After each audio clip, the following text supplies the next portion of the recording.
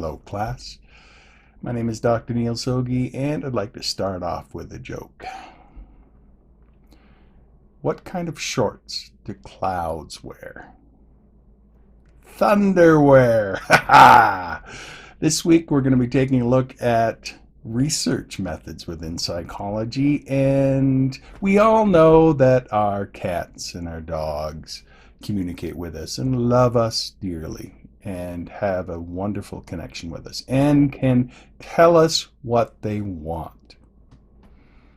But have you ever considered what it'd be like if your pet could do more than that? Could your pet teach you math? Teach you language skills?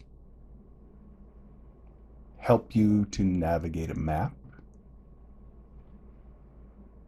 That's an interesting question.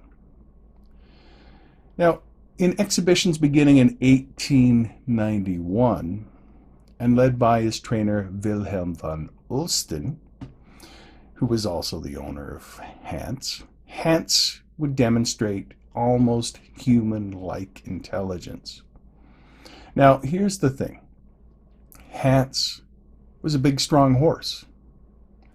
And yet he was able to respond to questions with a variety of hoof taps or other actions in order to communicate his answer to certain questions. And using this method, Hans amazed the general public and even a lot of leading psychologists of the day with his apparent ability to perform things like answer questions in basic German, do basic math, do arithmetic functions, to identify colors, to read and respond to questions that are written down, to identify a word that's spelled correctly, and even to identify the correct musical note that was being played. Now, Hans became so famous that in 1905, a scientific commission was set up to look at whether or not Hans was actually as clever as people said he was.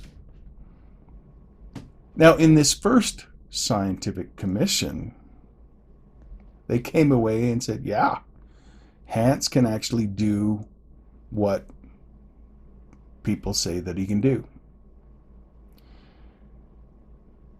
And they concluded basically that there's no voluntary signals being given to the horse, and so it was concluded that Hans truly is clever. But there were a few researchers that really questioned this.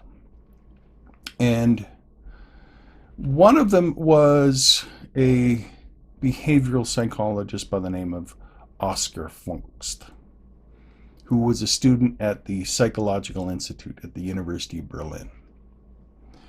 And Oscar Funkst, in 1906, visited with Clever Hans and his owner, and did a series of carefully designed experiments to closely observe what was going on. And it turns out, according to Oscar Funkst, that Hans was indeed clever. However, he was only clever if the person asking the question knew the answer, or if he could see someone who knew the answer. Because it turns out that Hans could not do basic math. He could not read German. He could not identify proper notes.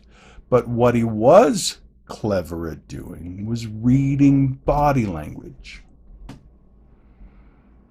And so when someone else knew the answer to the question, Hans could read the body language so accurately that he could see their muscles tense when he got close to the right answer. And then he would stop, pounding his hoof. And so Oscar Funkst revealed that Hans was indeed clever, but not the way we thought.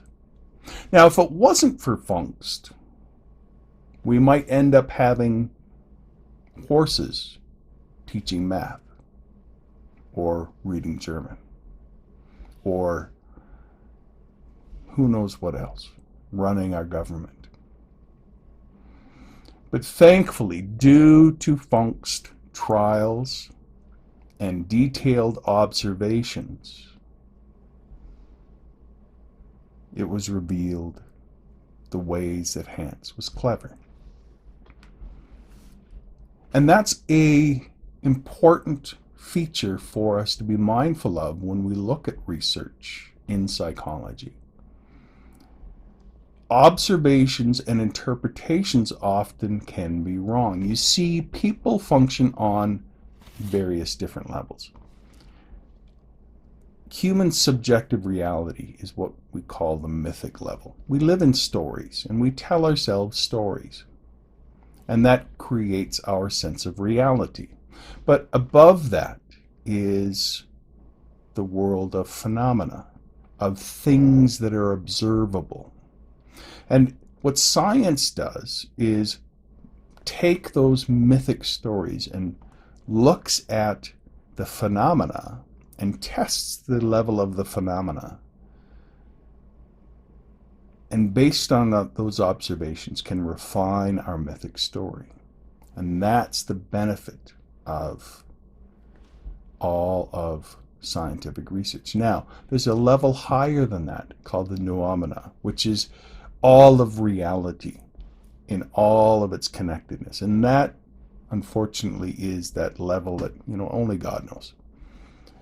We strive to get there eventually and to understand the level of the noumena, but for now, we go into the phenomena, bring it back down to the level of the mythic, and in so doing, reveal things like Hans was clever, but not the way we think. Now, unfortunately, when that report was revealed in 1907 by Oscar Funkst, it was the end of Clever Hans's career. Wilhelm von Osten no longer wanted to take him around to fairs around Europe, and it was a short time later that World War I broke out. And as far as we know, the last we heard of Clever Hans was he was sold to pull a munitions cart and was killed in battle. Poor Clever Hans. The horse that was so smart that he tricked hundreds and thousands of people. A horse so smart he could read body language. And in some ways, I think, that makes him much more clever than many humans.